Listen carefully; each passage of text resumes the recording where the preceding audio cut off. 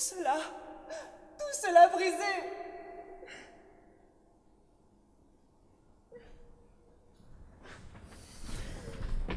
Ophélie. De l'amour, ses pensées ne l'y portent pas. Il y a dans son âme un mystère, et ce qui en éclora, je le crains, sera quelque péril. Pour le prévenir, je me suis résolu rapidement à ceci, qu'il ira en Angleterre sans délai. Qu'en pensez-vous? Monseigneur, agissez à votre gré. Mais si vous jugez bonne mon idée, que la reine sa mère, après le spectacle, lui parle seul à seul, et sans ménagement, si la reine n'en tire rien, envoyez-le en Angleterre. Oui, nous ferons cela. La folie à ce rang ne peut pas ne pas être surveillée.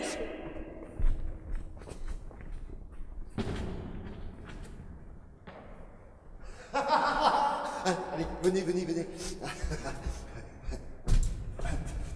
Mettez-vous là.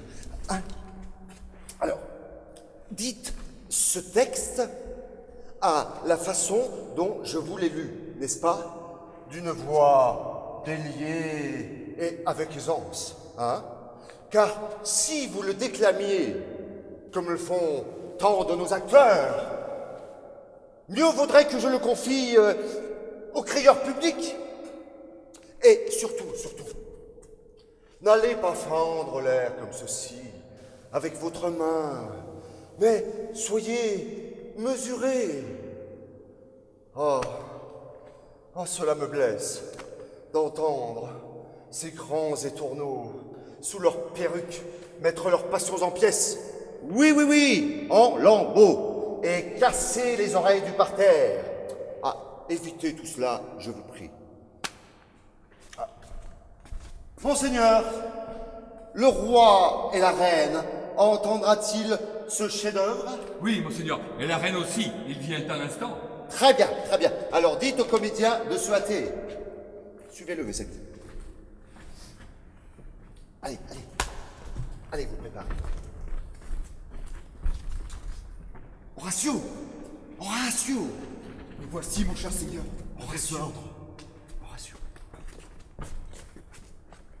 Horatio, je n'ai jamais rencontré personne d'aussi droit et honnête que toi. Oh, monseigneur. Dès que mon cœur fut maître de son choix, dès qu'il sut distinguer entre les hommes, il t'a élu sans appel.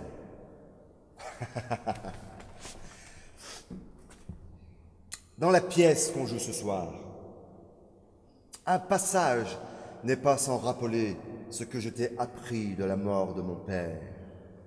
Et quand ce moment viendra, fais appel aux ressources de ton âme pour observer mon oncle. Si son crime ne sort pas de son trou à certains mots, c'est que nous avons vu un spectre d'enfer. Surveille-le. Pour moi, je riverai mes yeux à sa face. Et après, nous concerterons nos deux pensées pour tirer la leçon de son attitude. Il vient de voir la pièce. Prends ta place. Je dois faire le fou. Comment va notre fils Hamlet? Oh, parfaitement bien, ma foi. Je vis de l'air du temps, hein. Comme le caméléon, je me gave d'espérance. Mais ce n'est pas ainsi qu'il obtiendra un chaperon. Je n'entends rien à cette réponse, Hamlet. Ce sont là des paroles qui m'échappent. Comme elles m'ont échappé.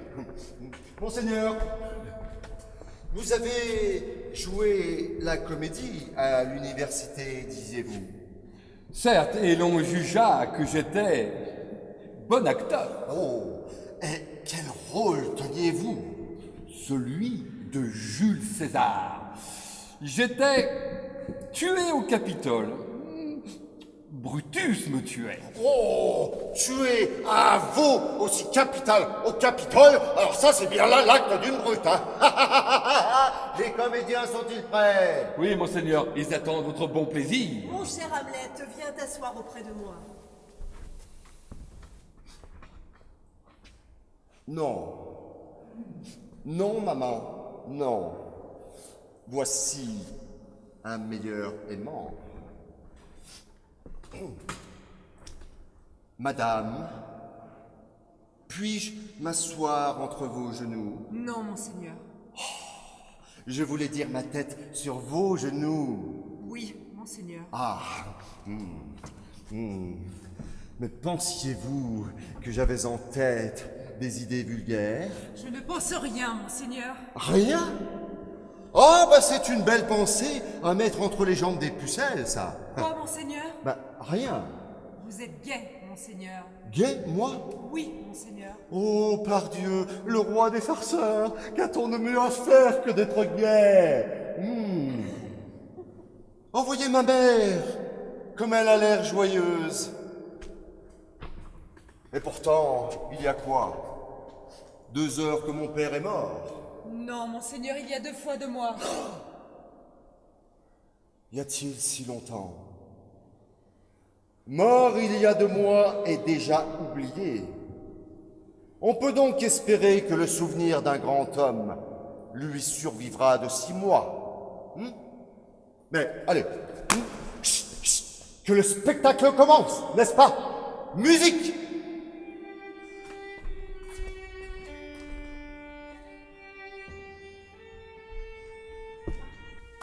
Bravo!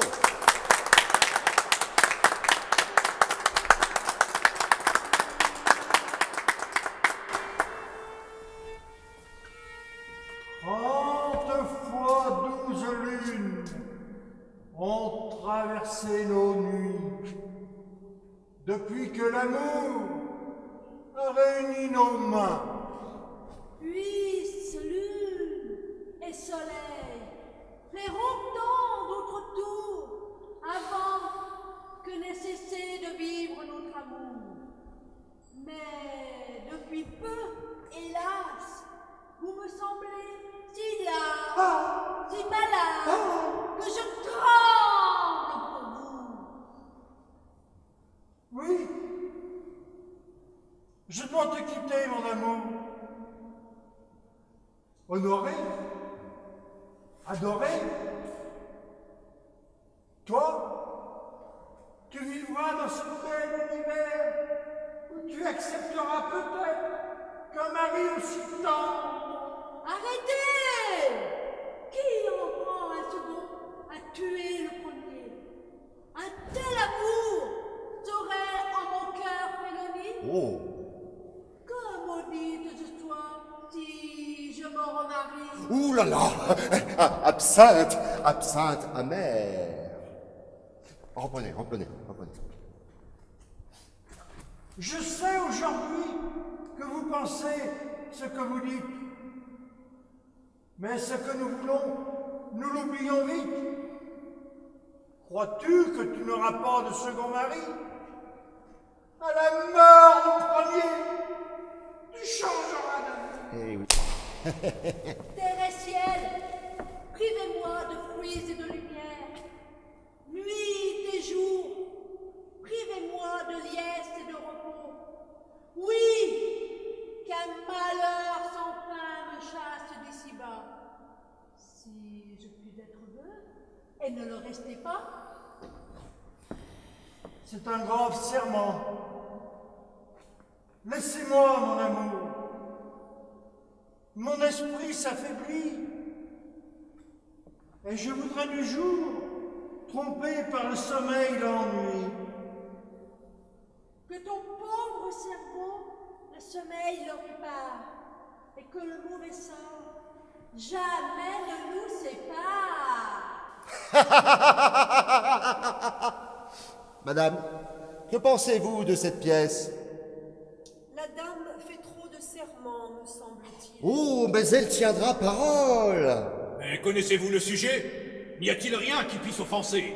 Offensé? Ah mais non, mais absolument pas. Ce n'est qu'un jeu. Il s'empoisonne pour rire. Mais n'est-ce pas, votre majesté et nous qui avons la conscience pure, cela ne nous aime pas, hein? Vous êtes un vrai torturé, monseigneur. Oh, je saurais bien expliquer ce qui se passe entre vous et votre amoureux, pour peu que je puisse voir le trémoussement des marionnettes. Quelle pointe, monseigneur! Ne tentez pas de les brécher, cela vous ferait gémir. C'est bien ainsi que vous prenez vos maris. Pour le meilleur et pour le pire. Allons, meurtrier, allez, viens. Allez, finis-en avec tes maudites grimaces. Allez, au fait, le corbeau croissant aveugle vengeance. Allez. Pensée noire, main prompte, drogue sûre. Ô toi, faite à minuit, terrible mixture, par l'affreuse magie de tes propriétés, dévaste sans retard la vie et la santé. Ah! Ah! Il l'empoisonne dans son jardin pour lui ravir ses états. Et maintenant, vous allez voir comment le meurtrier se fait aimer de la femme de Gonzague. Le roi se lève.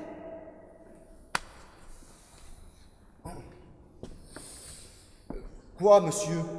Effrayé par un tir à blanc? Êtes-vous souffrant, monseigneur? Que l'on interrompe la pièce! Partons! Allons!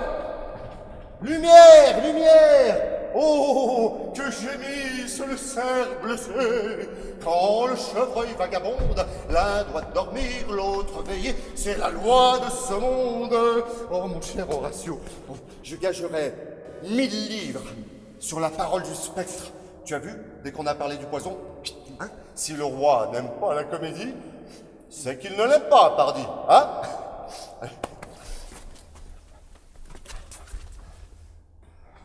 Il n'aime pas la comédie du tout, le roi. Hein? Ouais. Attends. J'ai l'impression qu'il arrive.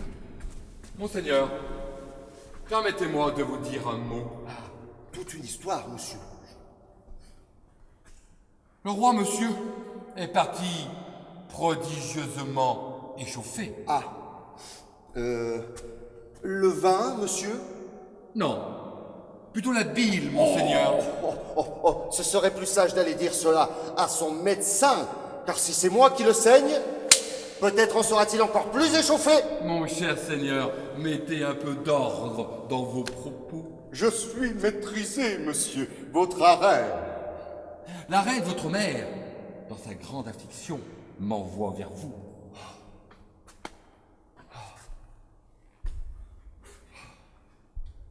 Vous êtes le bienvenu.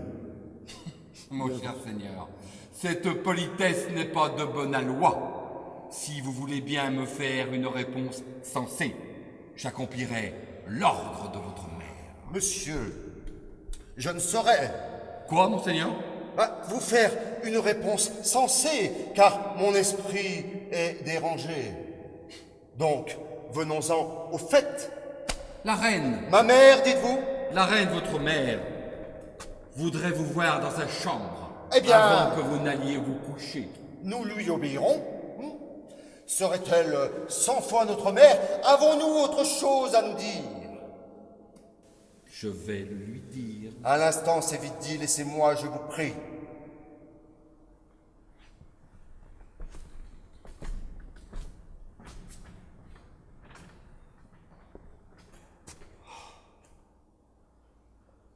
Voici l'heure sinistre de la nuit.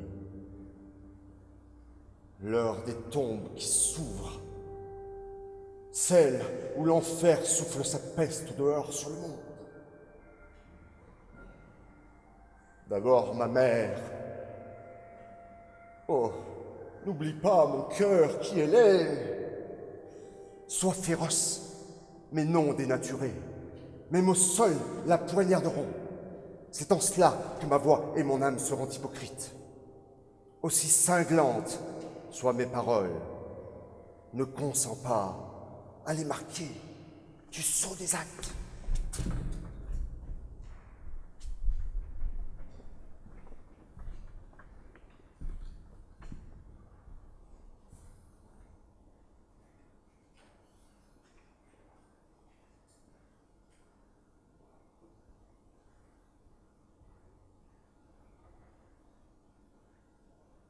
Mon crime est fétide.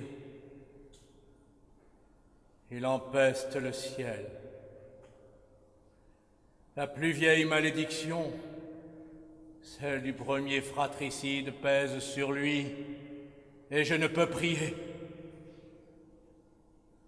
Mon désir en est grand, ma volonté, mais le poids de ma faute les accable, et je suis là, comme un homme astreint de travaux, qui demeure hésitant au lieu d'entreprendre et ne fait rien.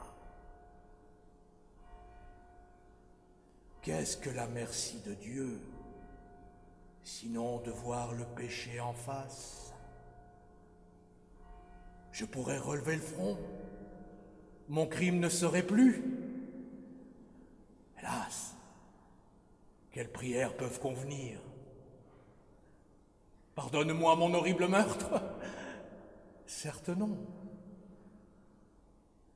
S'il est vrai que je jouis encore de ce gain dont l'appât me fit meurtrier, ma couronne, ma reine, l'éclat de mon pouvoir. Peut-on trouver le pardon quand on profite encore du crime? Oh, situation misérable, conscience noire comme la mort, âme engluée qui, en voulant se libérer, s'enfonce de plus en plus. Ange, secourez-moi. Essayez, mes genoux rétifs de vous plier encore. Et vous, fibres d'acier de mon cœur, devenez les tendres nerfs de l'enfant nouveau-né. Tout peut changer encore. Tout peut changer.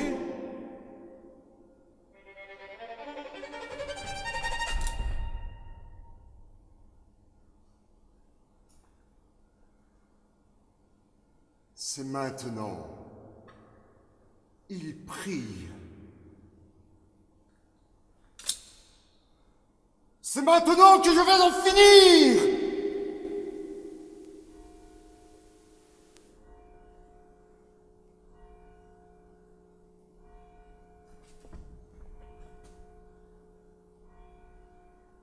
Mais il ira au ciel.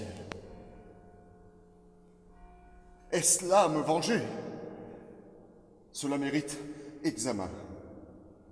Ce misérable tue mon père, et moi, en retour, j'envoie ce misérable au paradis.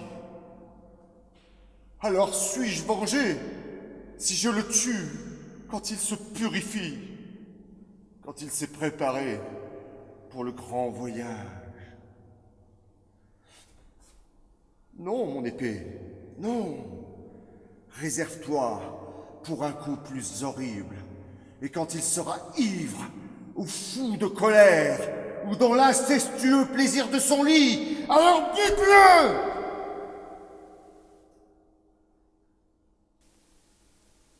Ma mère attend.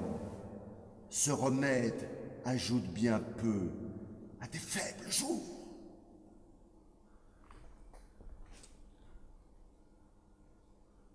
Mère! Mère!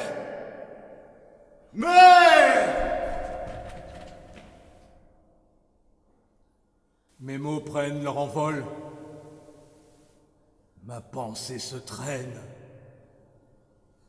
Et des mots sans pensée n'atteignent pas le ciel.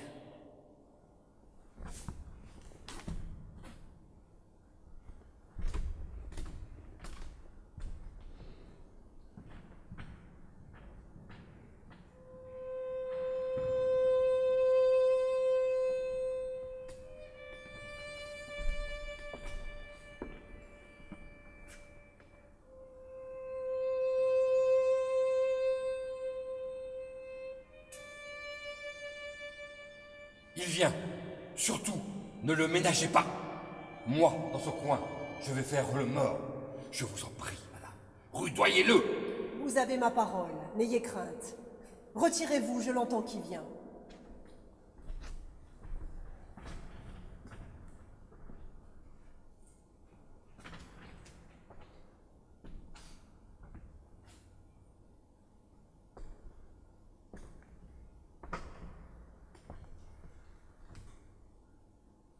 Eh bien, mère, mais qu'y a-t-il? Hamlet, tu as gravement offensé ton père. Mère, vous avez gravement offensé mon père! Allons, vous répondez comme un fou. Allez, allez, vous questionnez comme une folle. Comment? Que dis-tu, Hamlet? Eh bien, comme voulez-vous. Oubliez-vous qui je suis? Oh non. Non. Vous êtes la reine du frère de votre mari. Vous êtes la femme. Et, à mon grand regret, vous êtes ma mère. Oh, je vais te poser des questions. Non! Tu vas peut-être parler. Non, asseyez-vous! Vous ne bougerez pas, que je n'ai présenté à vos yeux un miroir où vous pourrez plonger jusqu'au fond de vous! Mais que fais-tu? Tu ne vas pas me tuer! Au secours! Au secours! Ah! Au secours! Au secours! Tiens! Un rat! Mort! Un du cas qui est mort! Malheur à moi! Mais qu'as-tu fait? Je ne sais. Est-ce le roi? Oh, quel acte de fou! Quel acte sanglant! Sanglant, ma chère mère. Presque aussi noir que de tuer un roi et d'épouser son frère. Que de tuer un roi? C'est bien ce que j'ai dit, madame. Oh. Oh, adieu, pauvre imbécile. Subis ton sort. Je t'ai pris pour ton maître. Et vous, cessez de vous tordre les mains, que je vous torde le cœur, car j'y parviendrai s'il est d'une matière un peu malléable et n'est pas devenu dans la pratique du crime, du bronze cuirassé contre tout émoi. Qu'ai-je fait que tu oses me crier au visage des mots si durs?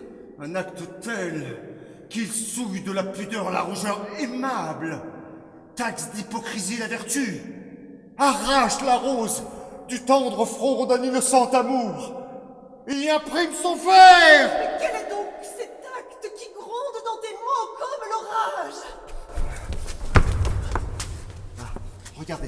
Regardez ce portrait, là. Et puis, regardez celui-ci. Il représente 2 frères. Et voyez quelle grâce était sur ce front. Là, ce fut votre mari. Maintenant, voyez l'autre, votre nouveau mari. Ah, mais êtes-vous aveugle? Me dites pas que c'est par amour. À votre âge, l'ardeur du sang se calme et maîtriser se fie à la raison. Et quelle raison choisirait celui-ci après celui-là? Hamlet, n'en dis pas plus. Tu plonges mon regard vers le fond de mon âme, et j'y vois de si noires taches dont la teinte ne disparaîtra plus. Oui, bien sûr. Et cela pour vivre dans la rance sueur d'un lit graisseux et croupir dans le stupre et pétifier, forniquer dans une peau ordurière. N'en dis pas plus, comme autant de poignards, tes mots entrent dans mes oreilles. Plus rien m'entendra mieux. Un assassin, un rustre, un singe du trône et du pouvoir, Plus rien. un roi de carnaval.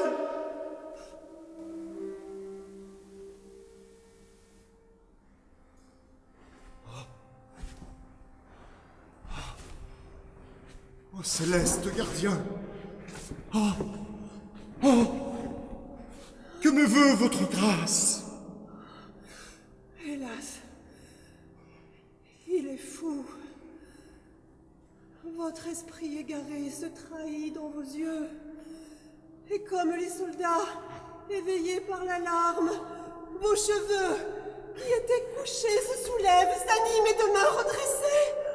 Mon noble fils, sur la flamme et le feu de ta fureur, jette la froide patience. Que vois-tu? Oh, mais lui, regardez, sa pâleur, ses yeux. Mais de qui dis-tu cela? Mais ne voyez-vous rien? Là, Rien. Et regardez, regardez, il s'enfuit. Regardez mon père ici. Mon père. Mon père. Voyons bien ce que forge votre cerveau à inventer des images de son corps. Le délire est habile. Le délire. Oh, mère. Oh, pour l'amour de Dieu. Ne croyez pas que mon délire parle. Et non votre faute. Confessez-vous à Dieu. Regrettez le passé. Rectifiez l'avenir. Hamlet, tu m'as brisé le cœur en 2 morceaux. Eh bien, jetez-en la plus mauvaise part et vivez plus pur avec l'autre.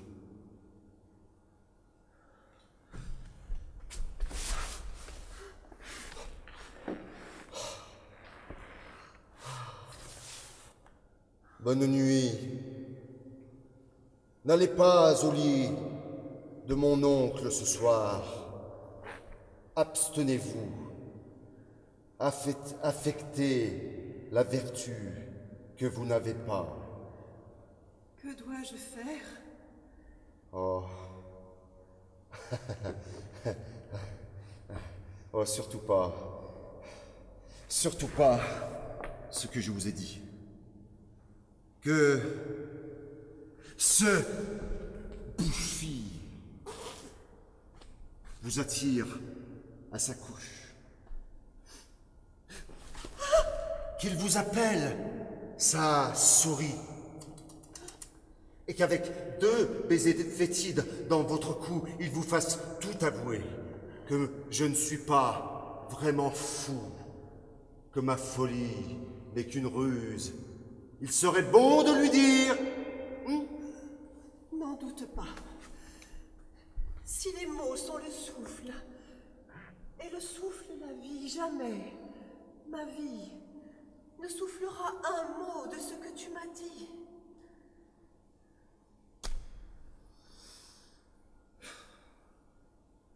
Je dois partir pour l'Angleterre. Le saviez-vous? Hélas, je l'avais oublié.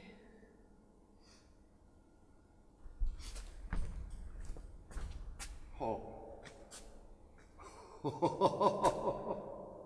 Oh, ce conseiller, le voici bien triste, bien grave. Lui qui fut grossier, stupide et bavard. Allons, monsieur, allons faire une fin. Ma mère, bonne nuit. Bonne nuit, ma mère.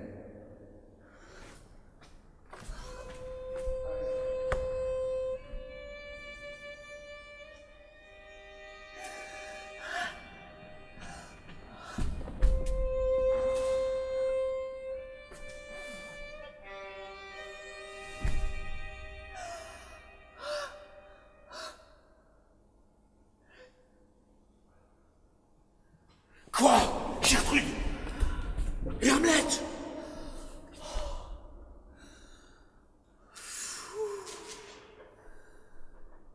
Comme vent et mer, quand ils se heurtent pour décider du plus fort. Dans sa frénésie, derrière la tenture, il entend bouger. Tire aussitôt l'épée. Crie. Un rat! Et dans l'emportement, il tue le bon Polonius qui était caché! Si j'avais été là, j'aurais subi le même sort. Mais où est-il parti? Mettre à l'écart le corps de sa victime. Gertrude, venez. Dès que le matin apparaîtra, un bateau l'emportera. Quant à ce crime odieux, il faudra tout notre prestige pour le couvrir et l'excuser.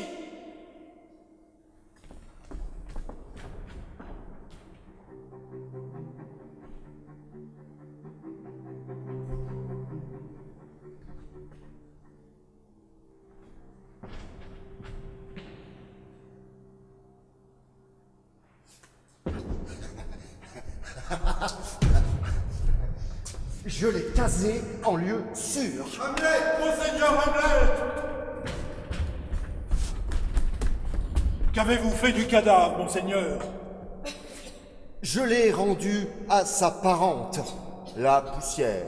Monseigneur, il faut nous dire où est le cadavre et venir avec nous auprès du roi. Mais le cadavre est auprès du roi. Mais le roi n'est pas avec le cadavre. Le roi est une chose. Une chose, monseigneur. Une chose de rien. Au renard! Au renard! Béniché le renard! Eh bien, Hamlet, où est Polonius? À souper. À souper. Où donc? Non pas là où l'on mange, mais là où l'on est mangé.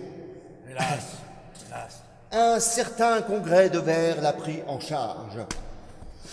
N'importe qui peut pêcher avec le ver qui a mangé un roi et manger le poisson qui a mangé le ver. Que veux-tu dire par là? Rien, rien. Sauf vous montrer comment un roi peut processionner dans les boyaux d'un mendiant. Où est Polonius? Au ciel! Vous avez qu'à y envoyer des messagers, et si vos messagers ne les trouvent pas, alors allez chercher vous-même dans l'autre endroit. Mais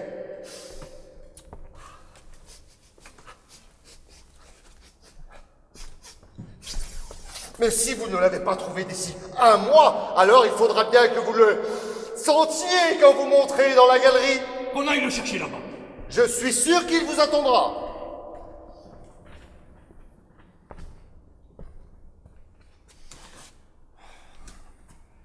Pour ta sécurité, Hamlet,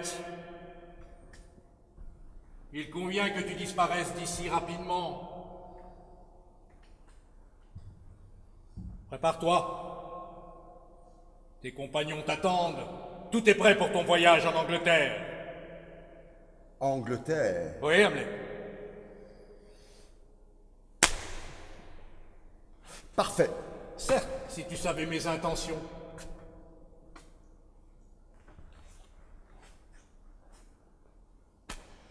Je vois un ange qui les voit.